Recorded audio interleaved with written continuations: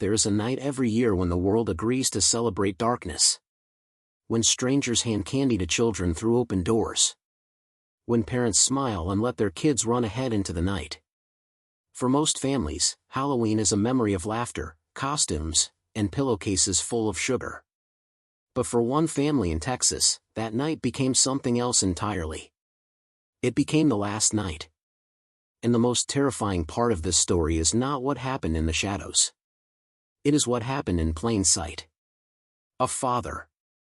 A church choir. A Sunday school teacher. And a child who trusted him completely. This is the case of Ronald Clark O'Brien. The man history would come to call the Candyman. And once you hear what he did on Halloween night, 1974, you will understand why this story has never fully left us. October 31st, 1974. Pasadena, Texas. A quiet suburb on the eastern edge of Houston. The kind of neighborhood where people left their porch lights on and waved to each other from across the street. On this particular Halloween evening, families were doing what families do. Carving pumpkins. Checking costumes. Walking their children from door to door.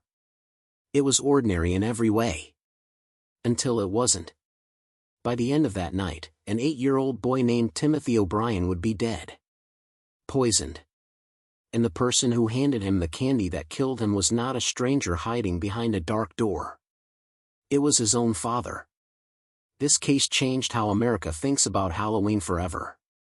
It gave rise to decades of fear, to candy inspections, to police check stations on October 31st. But behind all of that cultural fear was something far more specific. Far more calculated. A father who had decided that his son was worth more dead than alive. Timothy O'Brien was 8 years old. He was a normal kid in the best possible way. He liked candy. He liked costumes. On that Halloween night, he was dressed as a character from Planet of the Apes. He had a little sister named Elizabeth, who was 5. Together, they were the kind of children who made a neighborhood feel alive. Their father, Ronald Clark O'Brien, was born in 1944 in Texas. By all outward appearances, he was exactly the kind of man a community wants to believe in. He sang in the church choir every Sunday. He taught Sunday school classes. He coached, he volunteered, he shook hands firmly and smiled warmly. His neighbors described him as steady and dependable. His community trusted him. His wife, Danine, believed in him. His children adored him. But behind that carefully maintained image, Ronald O'Brien was a man in freefall. Over a span of 10 years, he had been fired from job after job. Always in the same field, optical work, fitting and selling glasses. And always for the same reasons. Poor performance. Dishonesty. Unreliability. He would find a new position within months of losing each one, but never hold it for long. Meanwhile, the bills kept climbing. By the autumn of 1974, investigators would later estimate that Ronald owed more than $100,000 to banks, finance companies, and even members of his own family. In today's terms, that figure would exceed $600,000. And yet, no one around him knew. He kept smiling. He kept attending services. He kept mowing the lawn. He was performing stability while quietly drowning beneath it. And sometime in early 1974, Ronald O'Brien began to think of a way out. In January of 1974, Ronald purchased a small life insurance policy on his son Timothy. $10,000. Over the following months, he added more. By October, just weeks before Halloween, he had stacked multiple policies on his 8-year-old son. The combined total came to $60,000. All of it payable to Ronald alone in the event of Timothy's death. He told anyone who asked that it was simply responsible planning. Protecting his family in case something ever happened. But the timeline told a different story. On the evening of October 31st, Ronald joined his neighbor Jim Bates for a casual dinner at the Bates family home. After the meal, the two men agreed to take their children trick-or-treating while their wives stayed behind. Timothy and Elizabeth came along, along with the Bates children. The group set out into the neighborhood as the sun dropped and the streetlights flickered on. By most accounts, the walk was pleasant. Children darting between porches. Laughter in the cool air. The smell of candles burning inside carved pumpkins. Ronald was unusually cheerful that night. Those who knew him later remarked how out of character it seemed. He typically avoided the chaos of Halloween. He did not enjoy it. But that evening, he had volunteered. As the group moved through the neighborhood, they eventually reached a house sitting on a corner. The porch light was off. The house looked dark and empty. The children tried the door anyway, knocked twice, and came away disappointed. Ronald told the others to wait. He said he would try one more time. He walked up the pathway alone and disappeared into the shadows near the front entrance. Jim Bates stood on the sidewalk with the children, waiting. Ronald was gone longer than expected. When he returned, he was holding 5 pixie sticks. Long paper tubes of powdered candy, sealed at the top with small metal staples. He was smiling. He said someone had answered at the last moment. He handed one to Timothy, one to Elizabeth, 2 to the Bates children, and set aside a 5th for a boy named Whitney Parker, a child from their church who they passed shortly after. Nobody questioned it. It was Halloween. Ronald was a trusted father and neighbor. The group finished their walk and headed home. Later that night, back inside the O'Brien house, Timothy asked if he could have one more treat before bed. Ronald handed him the pixie stick he had been carrying. The same one from that dark corner house. Timothy tried to pour the powder out, but it would not move. The top was sealed too tightly. Ronald helped him open it. He rolled the paper between his fingers to loosen the contents inside. Timothy tipped the powder into his mouth. He made a face. It tasted wrong, he said. Bitter. Ronald told him to drink some juice to wash it down. Timothy did. Within seconds, his face changed. He grabbed his stomach. He began vomiting. His small body began to convulse. Day 9 screamed for help and called emergency services. But there was nothing to be done. Timothy O'Brien was pronounced dead shortly after arriving at the hospital. He had been alive 1 hour earlier, walking through a neighborhood with a bucket full of candy. Toxicology confirmed what investigators feared. The pixie stick contained potassium cyanide. Enough, experts said, to kill 2 or 3 full-grown adults. Someone had removed the top portion of the candy tube, replaced the powder with poison, and resealed it using staples. It was deliberate. It was precise. It was planned. Police immediately located the other 4 pixie sticks Ronald had distributed that night. By some extraordinary fortune, not one of the other children had eaten theirs. One parent told investigators their child had tried to open it before bed but could not get past the staple. Frustrated, the child had fallen asleep holding it in their hand. That small inconvenience had saved their life. The investigation began almost immediately. Detectives retraced the trick-or-treat route step by step, knocking on every door the group had visited that night. When they reached the darkened corner house Ronald had described, they found something significant. The homeowner, a man named Courtney Melvin, had not been home. He had been working a late shift at the airport. More than 200 co-workers confirmed it. He had never answered any door that night. Ronald's story had its first crack. When detectives questioned him again, the cracks widened. His timeline shifted. The order of houses he described changed. His answers varied depending on who was asking and when. And when investigators canvassed the entire neighborhood more broadly, they found no one else who had received pixie sticks from any house that Halloween. The only pixie sticks distributed in the area that night had come from Ronald himself. Attention shifted to his personal life. What they found there was a portrait of a man in financial collapse. Behind on his mortgage. Behind on car payments. His vehicle days away from repossession. Debts to banks, to relatives, to everyone who had believed him. And then there were the insurance policies. The first had been purchased in January. Another in the spring. A final one, added just days before Halloween, with Ronald listed as the sole beneficiary on all of them. The combined payout upon Timothy's death would have been $60,000. Approximately $400,000 in today's value. Then came a detail that transformed suspicion into something colder. The morning after Timothy died, Ronald called the insurance company. He wanted to know how soon he could collect the money. His son had been buried only hours before. The forensic analysis of the pixie sticks added further weight to the case. The poison had been inserted with precision. The top 2 inches of candy had been carefully removed, replaced with potassium cyanide, and resealed. The staples used to close the tube were of a specific type. The same kind used at the optical office where Ronald worked. Investigators also tracked down a chemical supply employee who remembered a conversation with Ronald earlier that year. Ronald had come in asking about potassium cyanide. How to purchase it. What it cost. How to handle it without harm.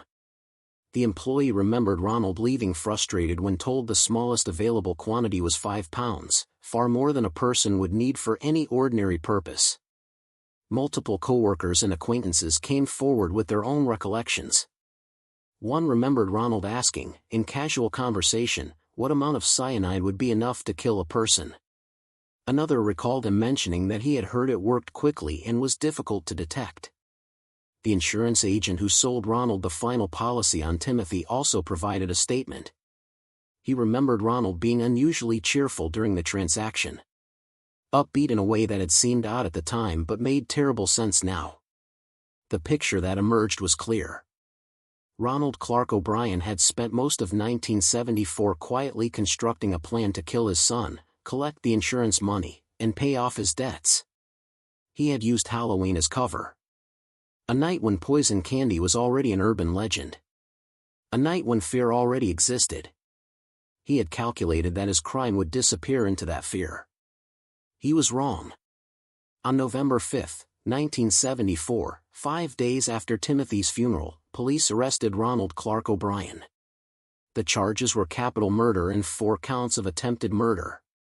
The neighborhood watched from their windows as officers led him away. The man from the front row of the choir. The Sunday school teacher. The father. Ronald denied everything. Calmly, consistently, completely. He maintained that an unknown person must have poisoned the candy and that he, like everyone else, was a victim of something he did not understand. He expressed no particular urgency. No visible grief. No signs of the devastation a father might naturally carry after losing a child. Those around him noticed. One person who observed him closely during those early days later described it as watching someone recite lines they had rehearsed. The performance of grief rather than grief itself. Meanwhile, investigators had continued building the case around the evidence he had left behind. The forensic trail was not complicated. The staples. The chemical store visit. The insurance calls. The collapsed alibi. In a detail that spoke quietly but powerfully, no other poison candy was ever found anywhere in the Houston area that night. Not one piece. The fear that had gripped the entire region, parents tearing through their children's bags, police collecting candy from houses across the city, all of it produced nothing. No other cyanide. No other tampering. No other crime. Only the pixie sticks Ronald had handed out with his own hands. His defense team would later argue that this was coincidence. That an unknown suspect remained at large. But the mathematics of their argument were difficult to sustain in a courtroom. The trial of Ronald Clark O'Brien began in May of 1975. It drew national attention. The prosecution opened with motive and never let go. They presented his financial ruin in exhaustive detail. Loans past due. Properties at risk.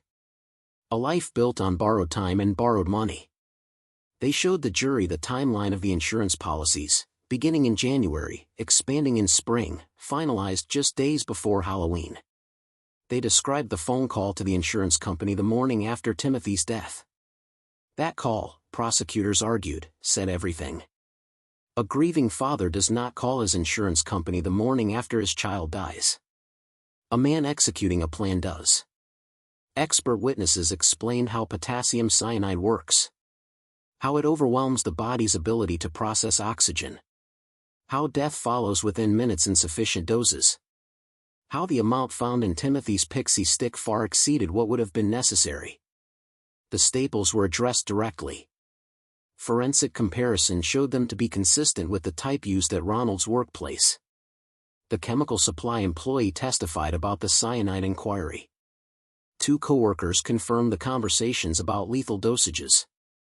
The insurance agent described Ronald's demeanor during the final policy purchase. Cheerful. Eager. Unbothered. Ronald took the stand in his own defense. He repeated his story. An unknown stranger at a dark house. Lucky timing. A father handing candy to his children with no knowledge of what was inside. When asked to explain why no other poison candy had been found anywhere in the city that night, he offered a quiet and unsatisfying answer. He said he did not know how it had happened. The jury deliberated for 46 minutes. One of the fastest verdicts in Texas legal history.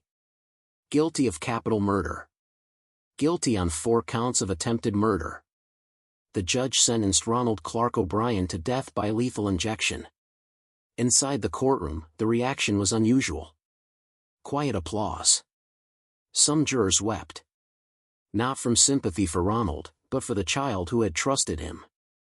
Danine O'Brien filed for divorce the same week. She took Elizabeth and left, telling reporters she had never suspected a thing. That she had believed, until the moment police knocked on her door, that her husband was a good man. Ronald spent nearly a decade on death row. His attorneys filed appeal after appeal. Each one was denied. The courts that reviewed his case called the evidence overwhelming.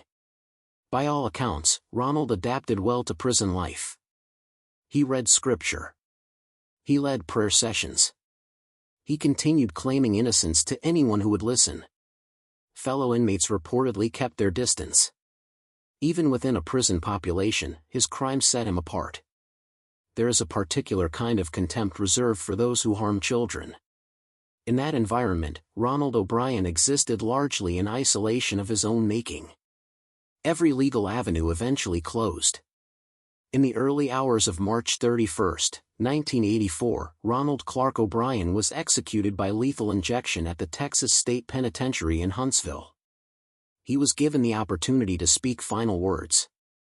He read from a prepared statement. He said he forgave everyone. That he held no grudges. That he hoped his death would bring peace. For many who had followed the case, the words felt hollow. Outside the prison walls that night, nearly 300 people gathered. Some wore Halloween masks. Some held signs. When the announcement came, they cheered. It was a reaction that said something complicated about grief and justice and the human need for resolution. Whether it provided any of those things is harder to say. The facts of this case are well documented. The motive, the method, the evidence, the conviction. None of it is in serious dispute. But certain questions remain. Not legal questions. Not investigative ones. Human ones. At what point does a person stop seeing their child as a child and begin calculating what that life is worth in dollars? Ronald O'Brien showed no history of violence before this crime. No record of abuse within the family. No psychological diagnosis that fully explained the decision he made. He was not, by any documented account, a monster in the way we typically construct monsters. He was a man who wanted money badly enough to kill. And the person he chose to kill was someone who had called him dad. There is also the question of the other 4 children. The Bates kids. Little Elizabeth. Whitney Parker. Ronald handed poison candy to all of them. Whether he intended for them to survive or not remains unclear. Perhaps the plan relied on Timothy eating his first, with the others serving as cover. Perhaps the financial calculation was solely tied to Timothy's insurance policies. Or perhaps Ronald O'Brien, in those moments on a Halloween sidewalk, had convinced himself that fate would sort out the rest. We do not know. We cannot ask him. What we do know is that 4 children walked home that night and placed their candy in a drawer or left it on a counter or simply fell asleep before getting to it. And that small randomness of human behavior is the only reason this case involves 1 death and not 5. There is also this. Ronald O'Brien did not choose a stranger. He chose his own child. He chose a night designed for joy and childhood wonder. He used the trust of an 8-year-old boy against him. Timothy took that candy from his father's hand without hesitation. Because why would he hesitate? That question does not have a comfortable answer. Every year, on October 31st, millions of children put on costumes and walk out into the dark. Their parents follow close behind. And somewhere in the back of every parent's mind, there is a quiet vigilance. A checking of wrappers. A look for anything unusual. Most people assume that fear came from urban legends. From exaggerated stories told to keep children cautious. But it did not come from legend. It came from a real neighborhood in Texas. From a real family. From a real little boy in a Planet of the Apes costume who asked his father if he could have one more piece of candy before bed. Timothy O'Brien did not have the chance to grow up. He did not get to become a teenager, or a young man, or a father himself. He had 8 years, and he spent his last night doing exactly what 8-year-olds are supposed to do. Running down a sidewalk.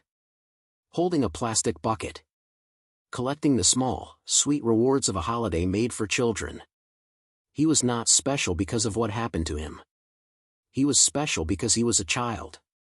And what happened to him should never happen to any child. Ronald Clark O'Brien did not just take a life that night. He contaminated something. He took a ritual of joy and threaded it through with dread. For a generation of parents, Halloween was never quite the same again. And perhaps that is the truest measure of what he destroyed. Not just one family. Not just one child. But a piece of the world that used to feel safe. A piece that never entirely came back.